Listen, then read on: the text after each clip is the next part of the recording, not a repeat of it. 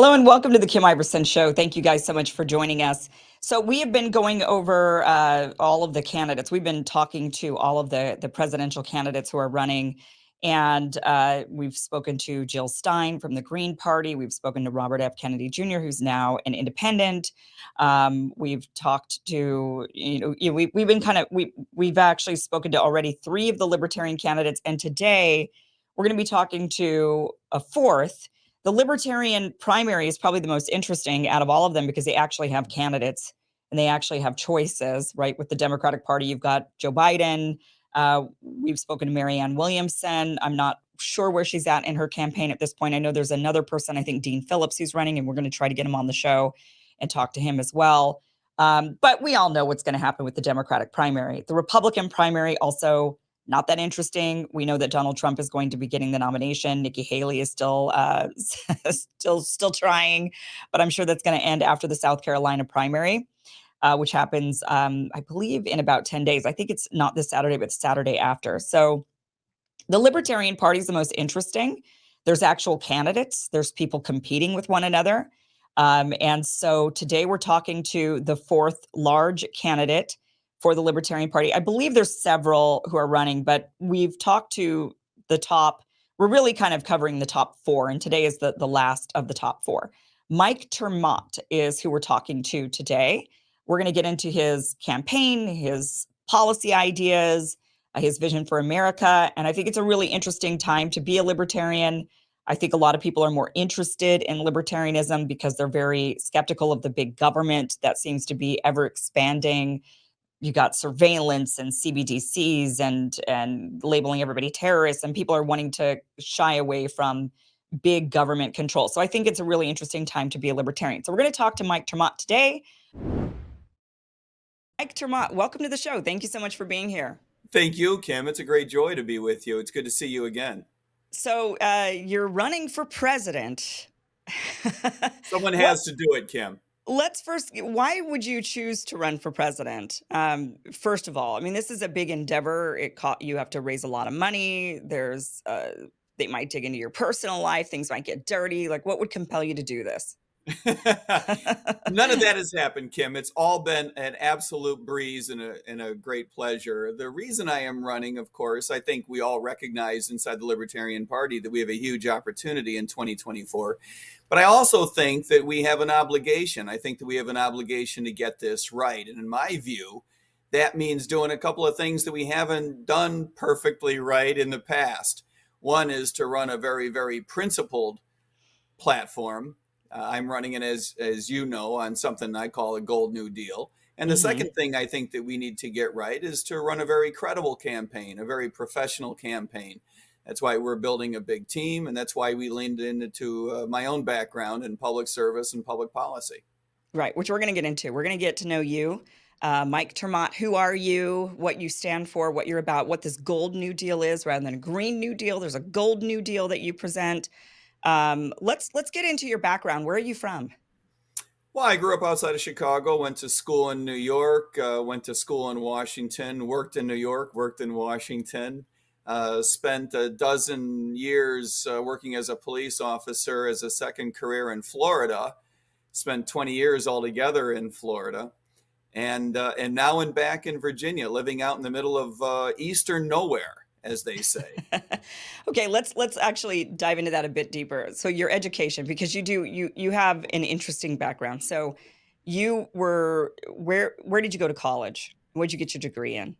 I studied engineering at Rensselaer Polytechnic Institute in lovely Troy, New York, which is actually lovelier than it was 2 generations ago when I was there. Studied engineering, later went to business school and got an MBA at RPI as well, and went to work for a couple of commercial banks, first in New York and then in New Jersey in the New York suburbs. And then you went on and got another degree, didn't you? And then I came to Washington. I went to the George Washington University and took a master's degree and a PhD in economics. Okay. And was lucky to be there. It was a very free market oriented program, so it put me in good stead. So you have a PhD in economics. Yes, ma'am. Okay, so you're an economist, would you say? I would. Okay. After all of that education, why did you suddenly become a police officer in Florida? What happened Well, there? it wasn't. It was. I shouldn't say it was suddenly. After graduate school, I worked for the White House as an economist. I taught economics at a couple of different universities. I launched my own business. I was in the business of educating bankers and other financial services professionals. And I worked for almost a decade in Washington advocating for free markets and deregulation and greater competition. So it wasn't until later in life. I didn't go to the police academy until I was 49 years old. Wow. The majority of my classmates, we figured out one day, the majority of my classmates had at least one parent younger than I was. So it was definitely a second career and a move later in life. It was something I had always been interested in. I'm a big believer in public service and just put it off, put it off, put it off, in part because of financial reasons. And once you get to be 49 years old, I can tell you there is a feeling that if you don't get it done, it's not going to get done. I was healthy and in good shape, so it worked out well for me. What an interesting decision to do. And as you mentioned, financially, I mean, you'd have to start back over. And cops, from what I understand, don't get paid very well. No, and that's why I put it off. I was in a little bit different financial position at the age of 49 than I was at the age of 29.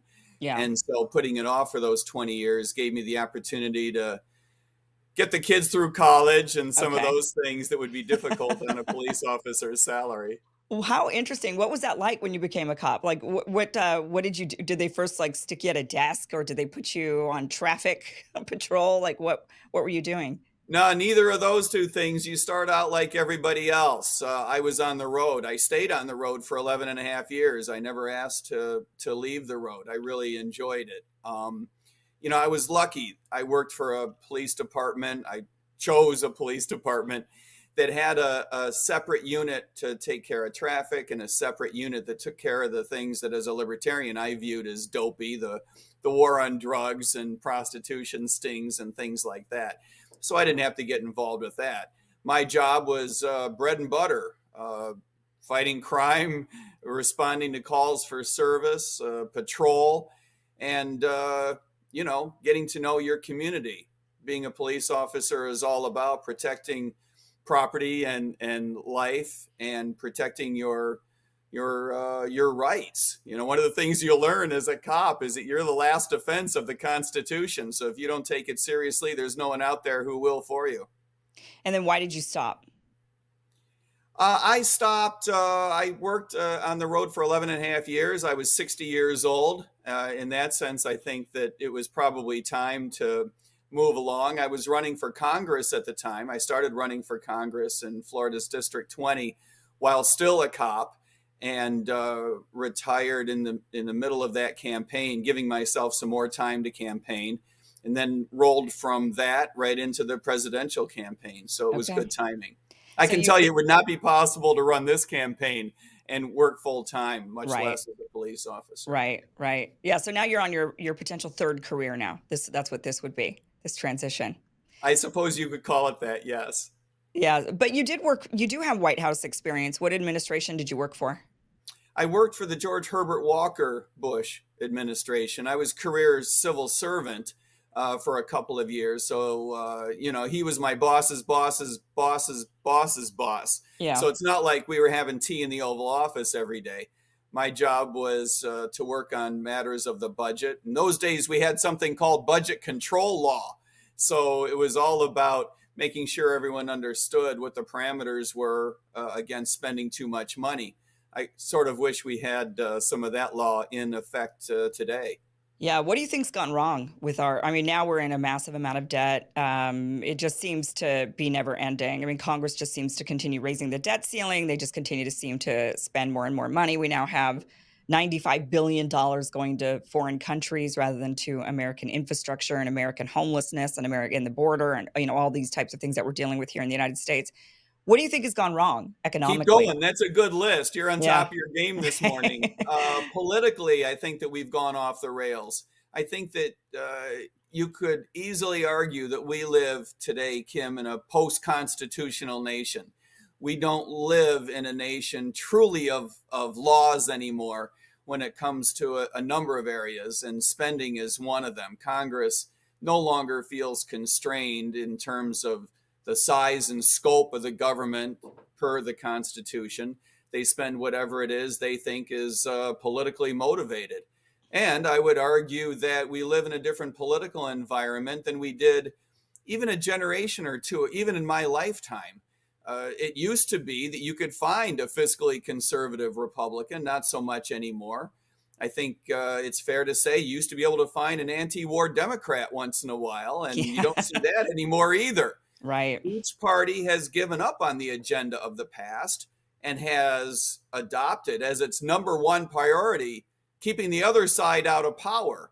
And of Yeah. course, we know that's where authoritarianism comes from in a democracy, something that we never thought was possible in America. And now, not only is it possible, but it's here, it's growing, it's accelerating. And I think the parties just do nothing but whatever it takes to stay in power. And a big piece of that is spending money, your money, my money, and a lot of money that belongs to families that can least afford to have their resources taken from them. And to your point, all the worse, sent abroad all too often to support others' wars, to support our own wars, which is possibly even more disgusting, and to spread foreign aid around when we can least afford it. As an economist, when you look at the amount of debt the United States is in, what's going to happen? We don't talk enough about this, but I'm glad you brought this up. I do not believe it's reasonable to expect the U.S. federal government to survive past the middle of this century.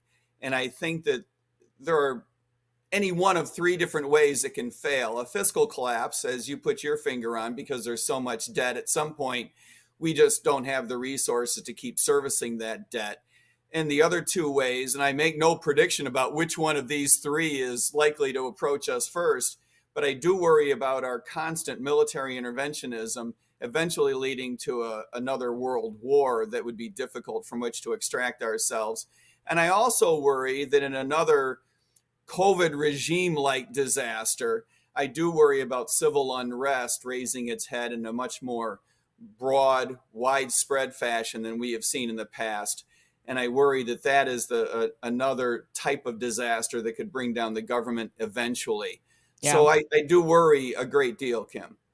Well, I mean, for sure, if we get into some serious economic hot water, which we very well might with this debt the way that it is, the government will start implementing. I mean, they'll start getting really desperate, right? So they will start wars, probably World War III, for as a distraction.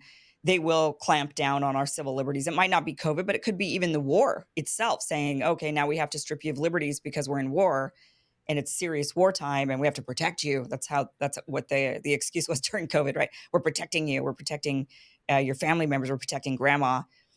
And in Yeah, doing less so, protection, please, right? right, yeah, and then turning into an authoritarian regime in order to, during that time. And I think that would be the logical, just seeing how they've reacted in the past and knowing how they would probably react. I mean, that's what they would do. They're going to clamp down on us once the economy starts really collapsing. But how long do we have, do you think? I mean, this debt has just skyrocketed over the It's last. difficult.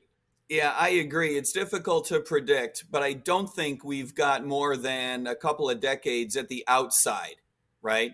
And I do worry that of those three disasters I describe, a civil liberties, civil unrest type of disaster, a world war, or a financial collapse, Yeah. you put your finger on something very important. One can lead to the other, Yeah. right? A war can lead to a fiscal collapse. A fiscal collapse can lead to a civil liberties clampdown. And of course, that can lead to a world war, and they can all go in the other direction as well. And so I worry that some combination of these three or any one of these three can trigger the others.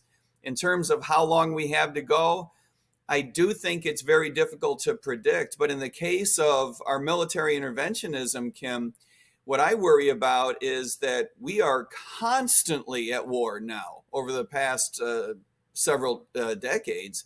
And I worry that just based on statistics, at some point you're going to be in some sort of military intervention that's difficult to extract yourself from, and it gets out of hand. Right. At some point, we're not going to be as lucky as we have been up until now. Well, it's easier to extract ourselves from these proxy wars because that's what they are. An actual war is a lot harder. I mean, Afghanistan, that was tough to extract from because of the. I mean, look at how how the extraction was implemented. It was a disaster. Disaster. It was a disaster. There was definitely. I was absolutely all in on ending that war. I just think that there was probably a better way, and just sucking it up and admitting defeat and handing power peacefully to the Taliban. I know people were really resistant to that. They don't like that idea. But the reality is the Afghani people are living under the Taliban. And the best thing we could have done for them is to have a peaceful transition to power. And even And 20 years earlier. right. And 20 years earlier, and just said, okay, this is the government you live under. And if we give them economic prosperity, or if we at least don't hinder their economic prosperity, I'm a big believer that when people are happy and they're economically prosperous, they can start worrying about things like our government sucks and now it's time to maybe overthrow them. When people are worried about their food, when they're worried about their education, when they're worried about survival, they don't have time to think about, oh my, I don't like my government. I don't like this regime. They're too heavy handed. They're authoritarian or they're religious zealots or whatever. Right. I mean, Right.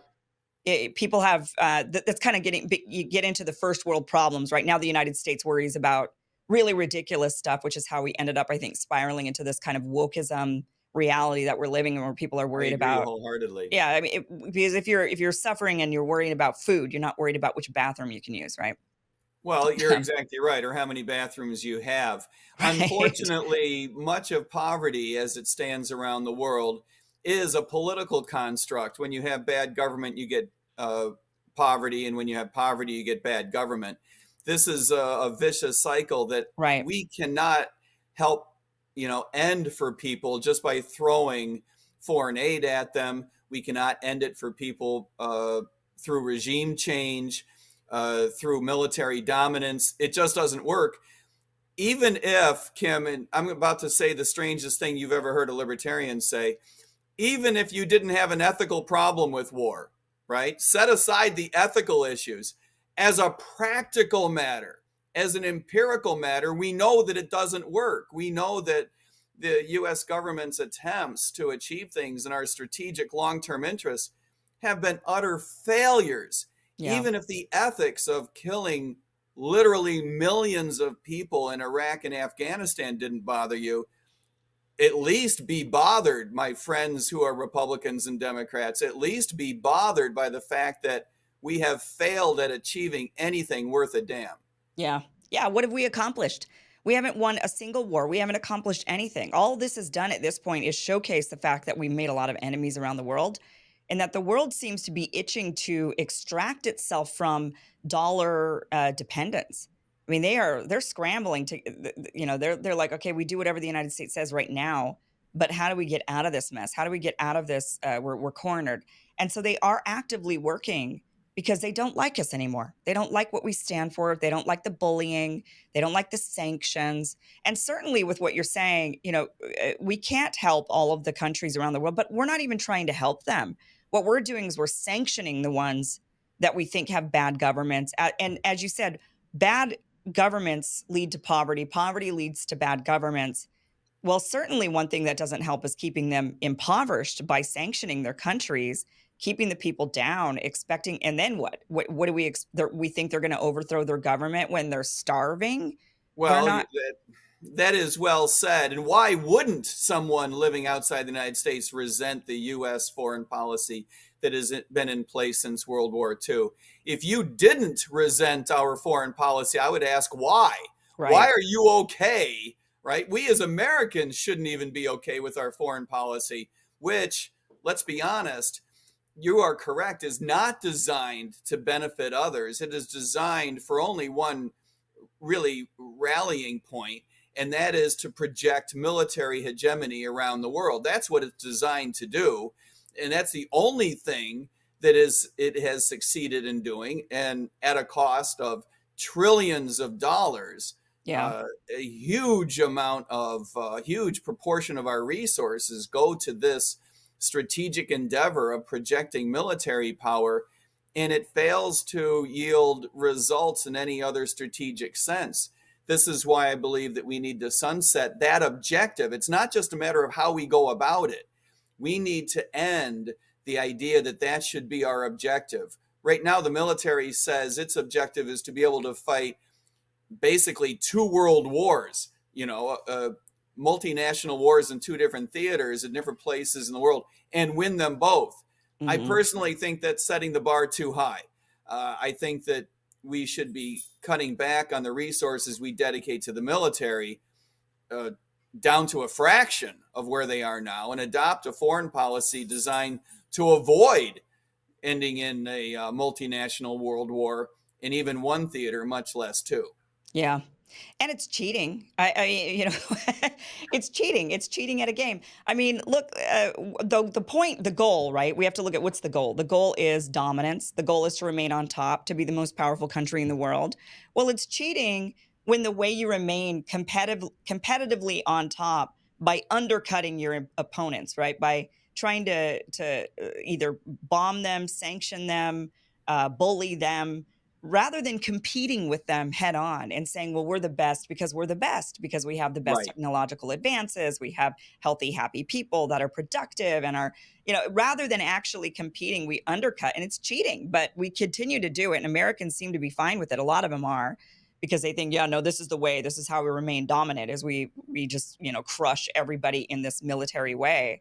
So And it's not, Americans have been told this in any number of ways over and over again by both Republicans and Democrats, by yeah, their servile media, by any number of so called experts from one generation to the next, one party to the next.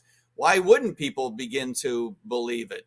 It's why it's so important for folks that are libertarian minded and anyone else out there who is not on board with the war regime to raise our voices and to let people know there is a different way of doing business that can be better for us. And by the way, better for the rest of the world. You put your finger on something very important when you brought up the idea of proxy wars. A number of Republicans now have admitted quite out loud that the reason we are funding the Ukrainian conflict is specifically, per se, to degrade the capabilities of the Russian army.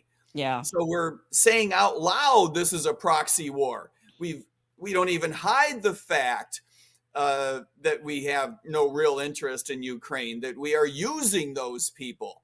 I personally find that disgusting. This does not align with the values of the American people.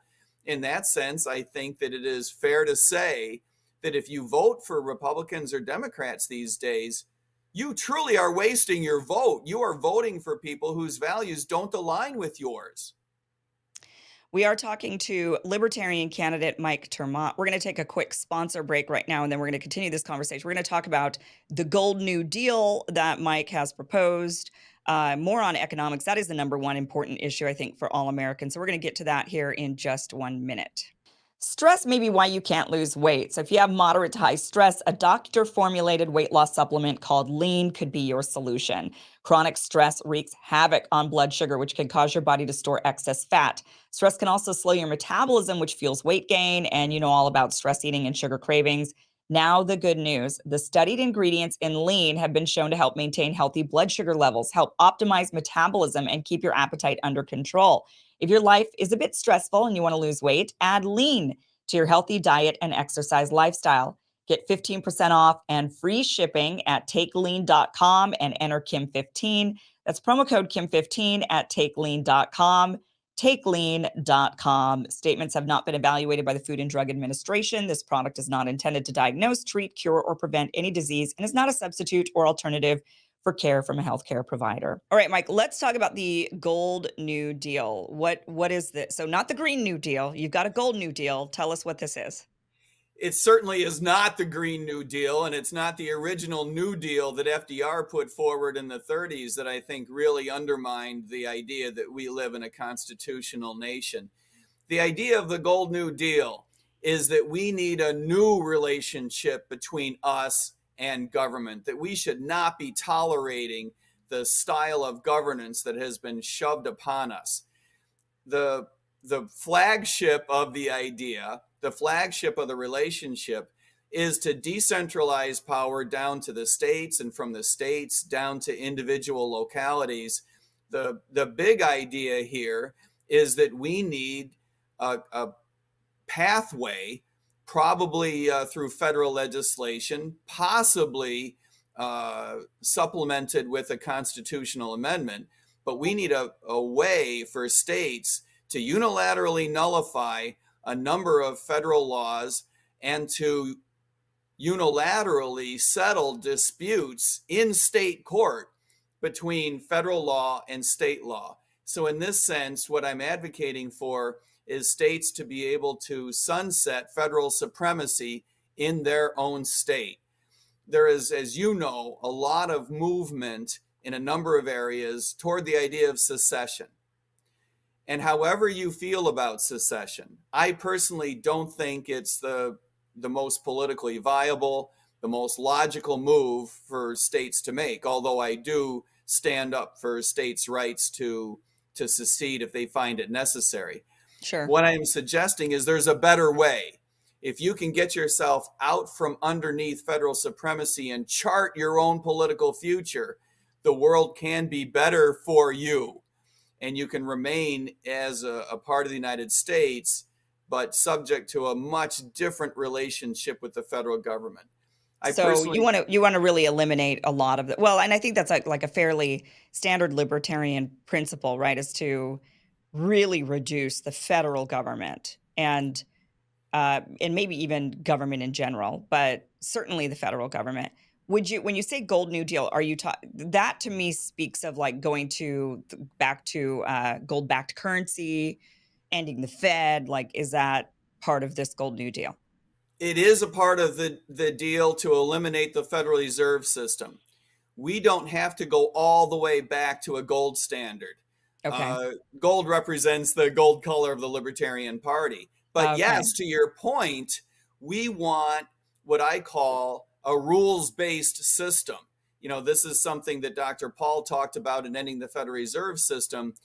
We need to get out from under this silly idea of a discretionary monetary policy where every 6 weeks we lock up 18 politically oriented economists in a room and we ask them what mood they're in, and they decide what interest rates should be and by how much we should be increasing our money supply. Yeah. Rather than that, I believe that there should be rules about setting how much money is in our economy and let the markets determine what interest rates ought to be.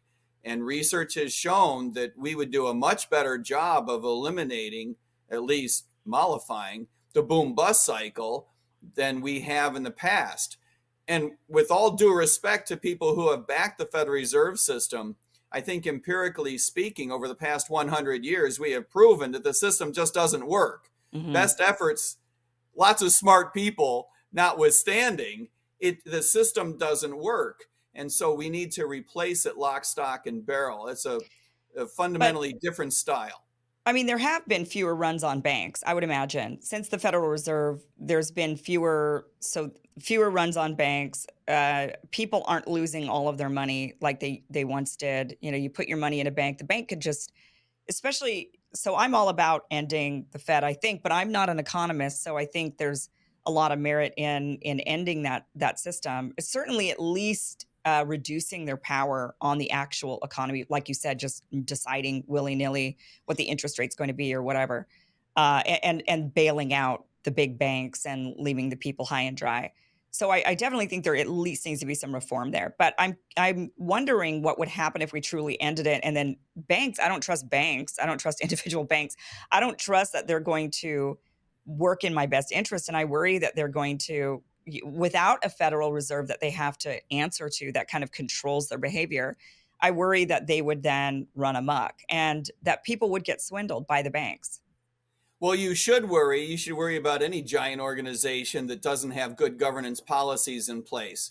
Most banks today are not directly regulated by the Federal Reserve System. They are regulated either by their state or by the Treasury Department, including the FDIC. And so that regulatory apparatus could remain in place for any financial institution. I would make government regulation completely optional for every financial institution. If a financial institution rather preferred to go out and hire a private sector auditor, I think that that would be fine. I Mm-hmm. think that people would react.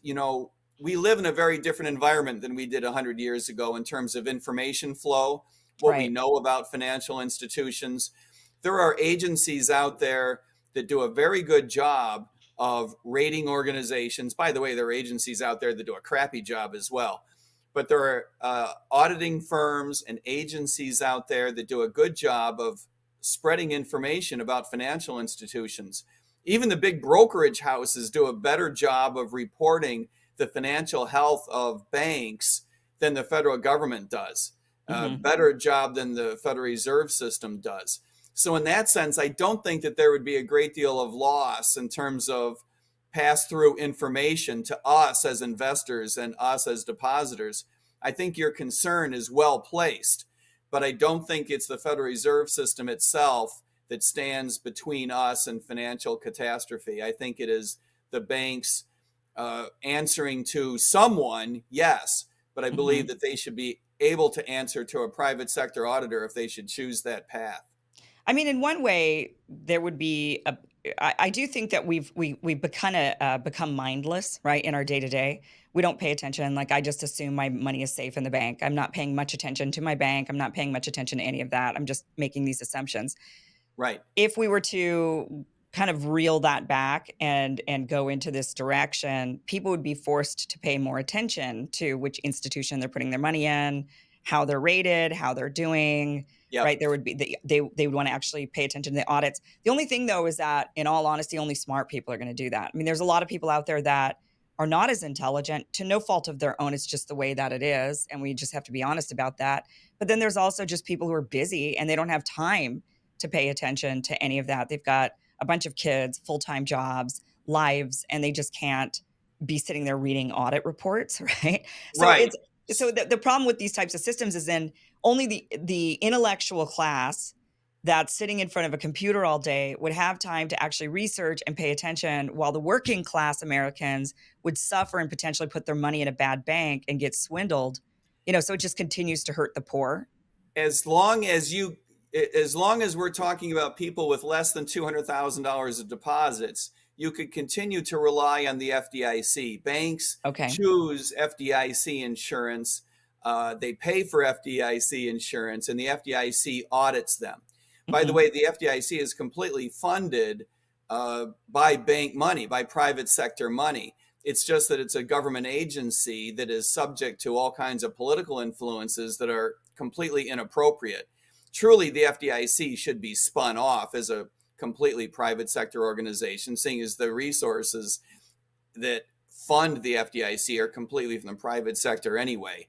So, to your point, banks that take retail deposits, whether that number is set at 100,000 or 200,000, banks that take retail deposits could remain in the same regime that they are today, Mhm. audited by the FDIC and insured by the FDIC. Because your point is very important. There are a lot of people that don't want to pay any more attention than they do today to the health of their financial institution, but they would be able to rely on the FDIC going forward. I would get rid of the F in FDIC and just make it a deposit insurance corporation and keep it in the private sector. Okay. So, what about would this, if we did eliminate the Fed, would this reel us into multiple currencies like state currencies? I don't think it needs to. We don't have to give up on the US dollar. The US dollar today is the only international reserve currency. And so, in that sense, it's a huge asset to the people of the United States. Parenthetically, it's a huge asset to the rest of the world as well.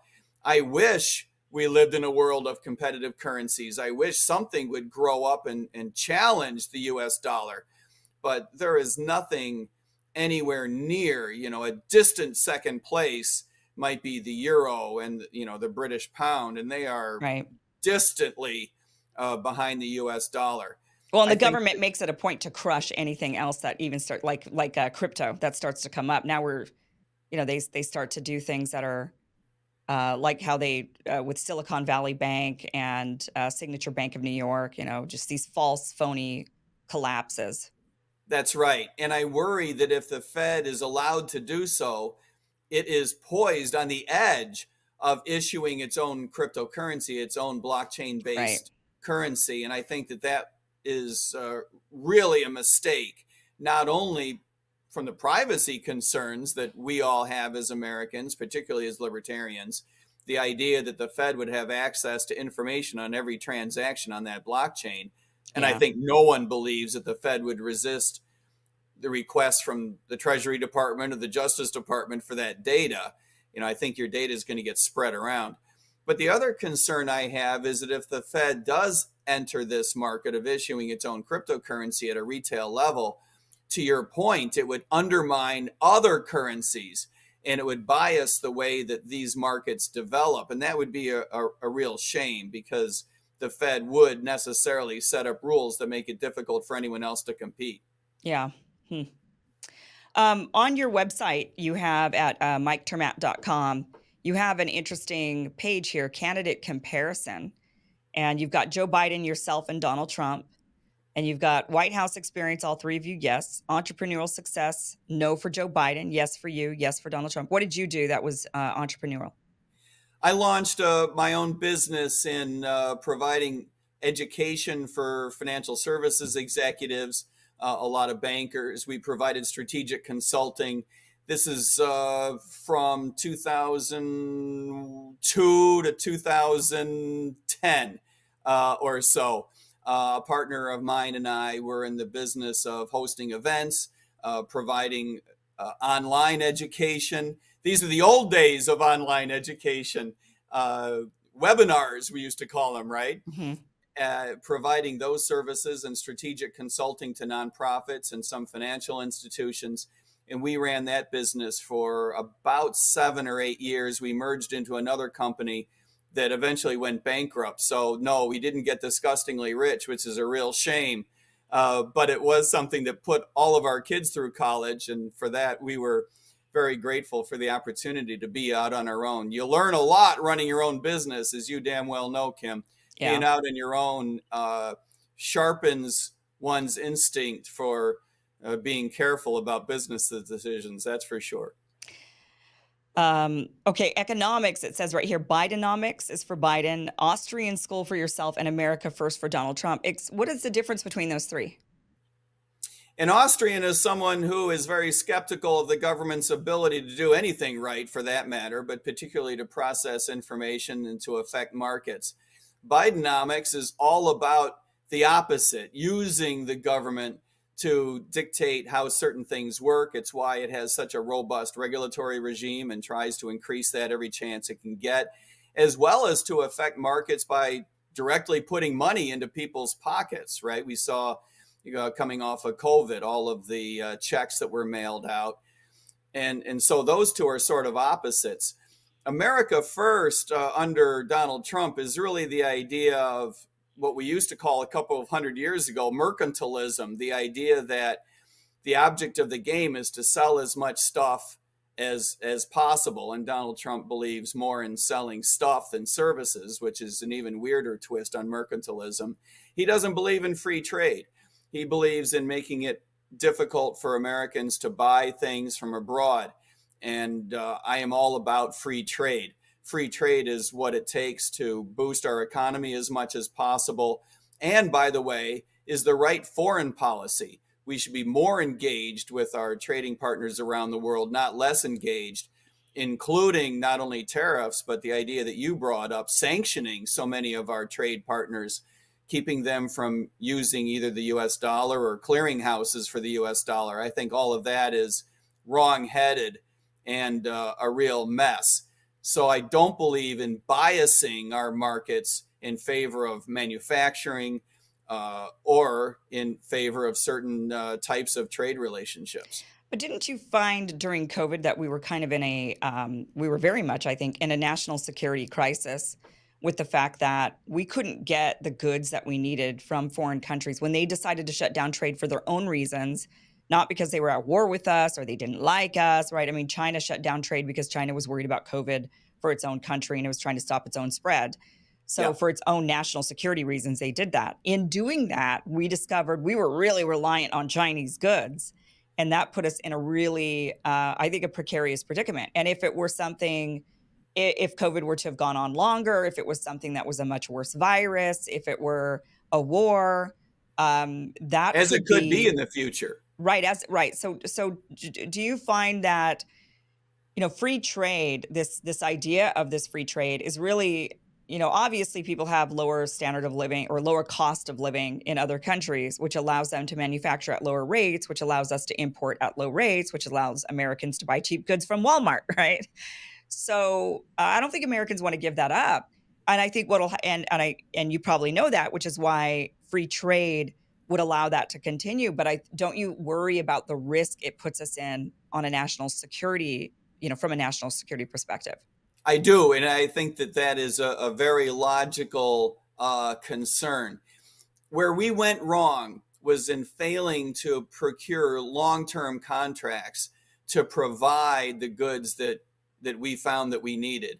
We were not ready for that virus in any number of ways. We can spend the rest of the hour talking about what a crappy job we did in terms of the development of the vaccine and the bad information that was put out, hiding information, the structural problems we have in developing vaccines and the relationship between pharmaceuticals and the government. But setting all that aside just for a moment, yes, we failed to prepare ourselves both in a private sector sense and in a governmental sense in long-term contracting for the goods that we found out, that you point out, that we found out that we needed when it really hit the fan. That's a big mistake. Yeah. We are talking to Mike Termott. He is a Libertarian candidate for the 2024 presidential election. We're going to take just a little quick break here for a sponsor, but when we come back, we're going to talk about the border. This is a big topic for libertarians. Open borders or not open borders? We're going to find out what Mike thinks here in just a minute. Do you owe back taxes? Well, pandemic relief is now over. Along with hiring thousands of new agents and field officers, the IRS has kicked off 2024 by sending over 5 million pay up letters to those who have unfiled tax returns or balances owed. Don't waive your rights and speak with them on your own. They're not your friends. Tax Network USA, a trusted tax relief firm, has saved over $1 billion in back taxes for their clients, and they can help you secure the best deal possible. So whether you owe $10,000 or $10 million, they can help you. Whether it's business or personal taxes, even if you have the means to pay or you're on a fixed income, they can help finally resolve your tax burdens once and for all. So call 1-800-245-6000 or visit tnusa.com/Kim. Okay, Mike, the border. This is, I've noticed on social media right now that this has been actually kind of a sore spot for libertarians, a bit of a back and forth debate. Some people think that libertarian position would be open borders. This is the number one concern for particularly people voting on the right who would maybe be more likely to vote for a libertarian candidate these days. Although the left is, shifting, the anti-war left is shifting. The anti-authoritarian left is definitely, I think, going more libertarian. But where do you stand on the border? We got a border problem.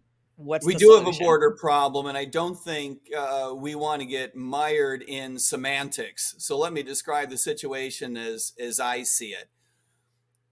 More immigration is good for us. It's good for America. I'm pro-immigration. I'm also, however, pro-immigrant.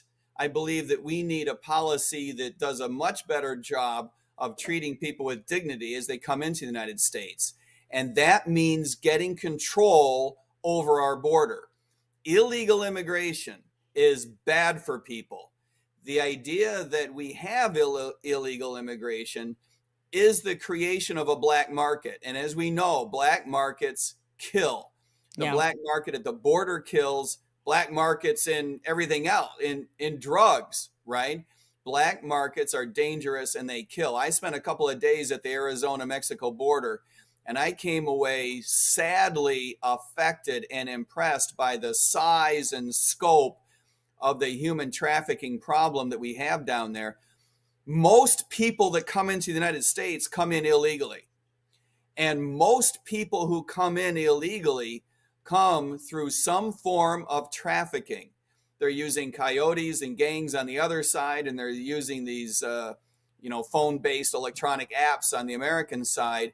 And a far too large proportion of these people are effectively sold into one form of indentured servitude or another. It is absolutely disgusting. It is absolutely frightening. It is un-American. It is a bad look for us. It is a bad policy for us. It does not align with our values. It is not who we are as a people. So I'm a big believer that we need to get control over that border. Having said that, I would reallocate resources from the rest of the government to do a much better job for legal immigration as well. There's no reason that it should take weeks and months and even years to vet people across the border. And I recognize that Americans demand, logically, some sort of vetting as people come across the border. That makes sense, but it does not make sense that it would take so long to do so. When I worked for the White House, we could vet someone in 90 minutes to the White House complex. I realize that's a bit of an apple and an orange, but you get my point. Yeah. With the right resources and technology brought to bear, the presumption should be that if you're not on some sort of a list, if your home government isn't looking for you with some sort of a warrant, then we should vet you in. And by the way, we should be telling people, go to work. We should not be telling people, you can't work. Why would we be in the business of recruiting people that didn't want to work? I would actually be more comfortable with a policy that said, by the way, I'm going to call you in a month and make sure you have a job. Okay. This idea of bringing people in and telling them they can't work undermines our culture, undermines their ability to make ends meet. It leads to all kinds of problems, including states feeling stupidly, I would argue, that they have to pass out free money to these folks. That is a really dumb set of policies, and we need to end that lickety split. Yeah. Certainly. So right now that's what we're doing. We're telling these people because they're illegal, because they don't have papers, that they're not allowed to work. And we need to end that policy. People should be allowed to work in the United States because it's good for them, because it's good for our economy, because it relieves this stupid pressure on public policy makers who feel like they got to give them free money. It would be better for the communities in which they relocate. It's just a better look all the way around. And by the way, as I say, it gets you out of the box of effectively recruiting people who want to go on welfare. I don't think that there's too many people in that category, but we shouldn't be recruiting anybody who wants to go on welfare, right? Yeah. We should be recruiting people that want to work. So I'm a big believer that we need to get control over the border, shut down illegal immigration, speed up legal immigration, and get people to work. It's good for America culturally, and it's good for us economically. I guess the question is, where do you start with that? Do you start with, because the border is hard to control for whatever reason, and well, it's a big border, and there's a lot of space there, I suppose. So do you start with the people that are here? Because you're right. One of the biggest concerns that there's a couple of three big concerns, right, that Americans have with all of these immigrants coming in. The first one being crime. We don't know who these people are. They're crossing the border. They could be anybody. So that's obviously vetting them is number one. But that means getting control over the border and ensuring that people aren't slipping through literally the cracks, because they're literally slipping through actual cracks and getting into our country. I've seen videos of it. The second thing that people worry about is the welfare issue of it, is that these people are getting free stuff. They come in and they get free cell phones, they get flown off to whichever state they want to go to. And so you're right that if we just said to them, you don't get free anything, like you're here, even if we said, okay, we can't control the actual border at this moment, but you're here, we're going to give you a permit to work, like go work, and then we'll sort out whether or not you could be here once we get control over that. But you're not getting anything from us. You have to literally go get it. You have to work. Here's your permit, and this is your number. And that would actually stop employers from hiring illegal immigrants at low rates as well. It's not just the bad people in the world that are committing human trafficking, right? It's even just American employers that think that they're the good guys, but Using they're them. right, they're using them for cheap labor. So that might solve that right away if we just said, all right, look, you get free nothing, you have to work. And then the third thing that people are worried about is just because of which these two go hand in hand, because of the illegal aspect of them working under the table, it lowers rates for other immigrants that are here. A lot of immigrants who are legally here are really angry about the illegal immigrants because it lowers their ability to afford things for their families. And then any other working class group is also feeling slighted by this group that's coming in and undercutting them for cheap labor, right? So that Right. would just giving them the immediate permit almost would solve that right away. Then you wouldn't get any of the welfare people here. Because if they knew once you cross the border, they hand you a work permit and a shovel, like go work. Um, that would automatically reduce that one aspect of it. But so where would you start with controlling this? I think you got to start with the easy things and work your way up. The first thing you got to do, and I don't mean to say easy, it's the wrong word, but the thing that we can most directly control without a lot of political hoopla is getting control over the border. There is no question that through executive order, a libertarian minded, actually a Republican or a Democratic Yeah, politician in the White House could get control over the border. It's just a matter of reallocating resources. To your point, it is a big border. It's a lot of resources. People do slip between the cracks, but it's not just cracks. They go around the wall. There's right. hundreds of miles where there's no wall, and people are coming through. As I said, most people come in illegally. So I think that that's the number one first thing you have to do. And then the others require a little bit of a political lift. Yeah, Yes, we need to get these people to work. And to your point, getting them to work solves all kinds of problems simultaneously, including you very smartly pointed out that there is a political problem with bringing people in and giving them an advantage over people who came in earlier, who came in legally. There is natural resentment there. Of course, it's natural that you would resent the idea that you came in legally and set to work, and then someone else comes in and gets a free check. I'd be pissed too. yeah, I'm pissed, and I'm not even in that situation, and I'm pissed about it. So we need to get them to work. We need to shut down the free money coming from the states. And by the way, this is largely a state problem, but not completely a state problem. We need to pass federal legislation that says if a state passes money for free to people for no other reason than they came in, we're not funding that, right? The federal government should not be in the business of funding state pass-throughs to folks for no good reason. So it all has to be done, but I believe the first thing you got to do is get control over the border. And simultaneously, that means getting good at vetting people through in a more rapid fashion. It is true that we want less government in every way, right? hmm Less size, less scope. But one of the only things that we ask our federal government to, if nothing else, get control over the border. yeah. And it's rather than 80,000 new agents for the IRS, how about we just simplify the tax code so that so that we don't need all of these IRS agents, and instead put those 80,000 at the border. I mean, they're giving these Absolutely. guys guns anyway, right? They're training them. I've seen the training videos for the IRS. They're training them to come after Americans and knock on our doors. Why don't they instead give them guns and say, go to the border? Train them to protect us instead Right. of going after us, Right. right? Right. That would be a And novel send them idea. to the border. And we have all kinds of military resources that we need to redeploy. We have people at foreign bases all over the world in highly inappropriate fashion. These all represent, to your point, resources that we could redeploy.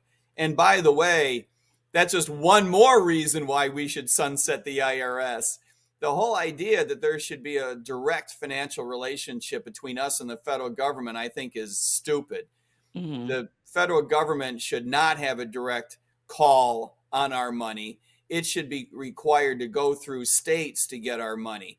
And in this sense, I believe that state legislatures should be standing up for us and standing against the federal government's propensity to spend too much money, as you said, willy nilly, right? we can't have states allowing the federal government to spend so much money just because they have a call on our money directly. I'm really against income tax and property tax. I think these are just absolutely un-American. I don't know how we got into this situation where we have consumption tax, fine, consumption tax, Right. but property tax. So you never own your home. You never own your home in this country. It's not really yours. And income tax. Particularly as it appreciates, right? Right, And right. that property tax goes up and up through no fault of your own. No, in fact, you're smart, right? You invested in a good neighbor. You're thinking, hey, in 20 years, this neighborhood's going to be on the up and up, and my house is going to be worth 5 times the amount I bought it for. Making a smart investment, or even just happen to have that happen to you. You know, there's people that are in their 80s and 90s right now that bought 30, 40 years ago, and it just so happened without them even thinking, you know, like, oh, I'm making a good investment. They just bought a house. Suddenly their area is trendy. And now it's worth a ton of money, and they're stuck with those property taxes. And their income doesn't go up. Right, Retirees, it goes down. in many cases, their income goes down. And now you have this mismatch between the idea that the money that they have to spend is diminished on an annual basis, but the amount that they're taxed is off of their assets, which Yeah, are not being liquidated, gains right. that are not being realized. They have no ability to access that money in order to pay taxes. It's completely inappropriate. Yeah. Yeah, I'm all about ending end the IRS and end income tax and end property tax. All of these kind of auxiliary taxes. Just stick with the consumption tax. Pretty straightforward. You want something, you're going to pay a tax on it. And That's how each it's going to state be. should be allowed to raise money as it sees fit in order to pass on to the federal government whatever the federal government can negotiate with the states to get. And I think that, to your point, in the vast majority of cases, states would rely on nothing but a consumption tax.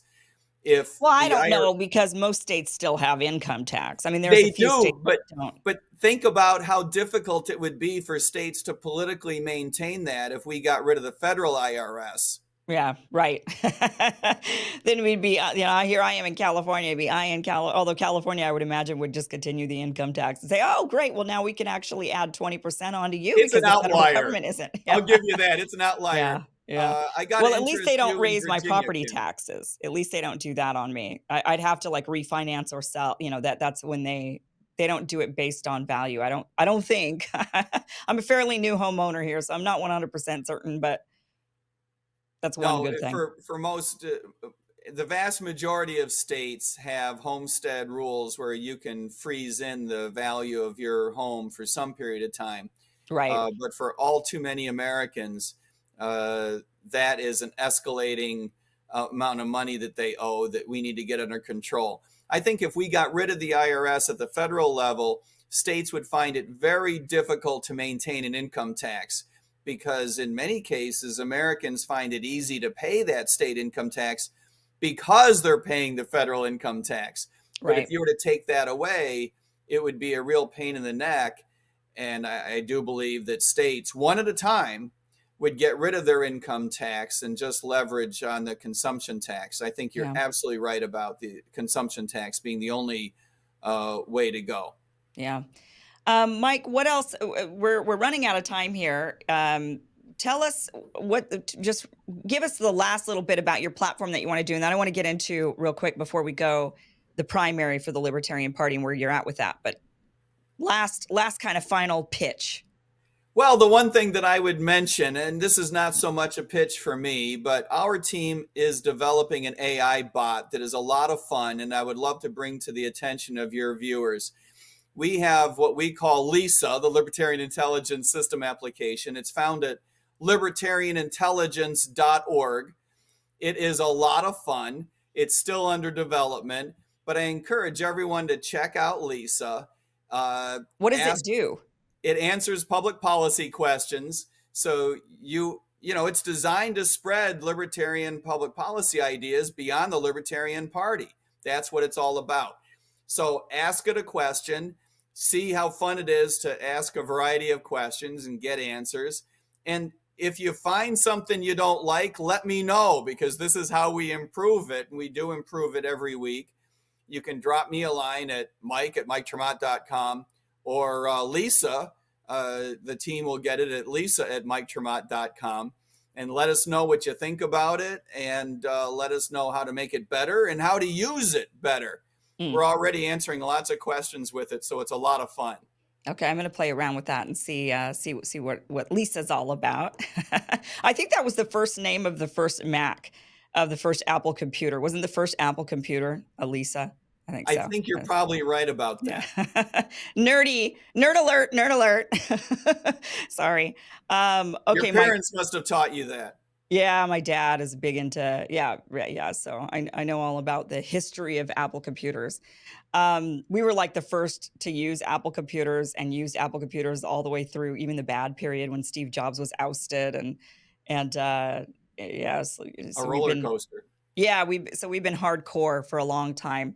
Um, Mike, when is the Libertarian primary? So there's, from my understanding, I don't know how many candidates there are, but I know that there's the four main. Like, I know you're in the top four of the candidates. Um, so when is the election or the primary? The vote for the nomination will be at an open convention the last weekend in May. Coincidentally, in Washington. The Libertarian Party National Convention is not usually in Washington, D.C., but it is this year. And at that convention, 1,000 or so delegates representing every state will come together and cast their ballots for whom they believe should be the representative nominee for president coming out of the Libertarian Party. Okay. So on the state level, so those are delegates that are going to DC in May. On the state level, how do people then voice who they want state by state? State by state, each state party will select who they want to have serve as delegates at the Washington convention. So the answer is get involved with your state Libertarian Party. Those who are involved with the state party, you can attend the state party convention. By the way, you can attend your state party convention even if you're not a member of the state party. But people should get involved with their local Libertarian Party at a county level, then get involved. I don't mean then chronologically. Simultaneously, you can get involved with your Libertarian Party affiliate at the state level, attend your Libertarian Party state convention, get to know the people. Yes, the candidates like myself and the others come to those state conventions. We discuss the issues, we discuss our campaigns, and people decide who they want to have represent them as delegates in Washington. Okay. I think it's an interesting time to be a libertarian. And I think that more and more people are interested in libertarianism. I think as we've seen the authoritarianism of the government on both sides, people are starting to say, this isn't going to work. This isn't tenable long term. The government's only becoming more tyrannical. Things are getting much worse. And so I think now there is a large swell of people who are more interested, who I would say are libertarian-ish, right? They're getting there. I'm one of those people where I'm not a libertarian, but I'm libertarian-ish. And actually, the more as the days go on, I become more and more likely myself even to like join the Libertarian Party and just become a full-on libertarian. Just because even though I'm very afraid of certain government bodies dissolving with real extreme libertarian ideals are to just like kind of almost anarchy. I'm like afraid of that, but at the same time I think people will figure that out. I think I'm much more afraid of the big authoritarian government that is being developed.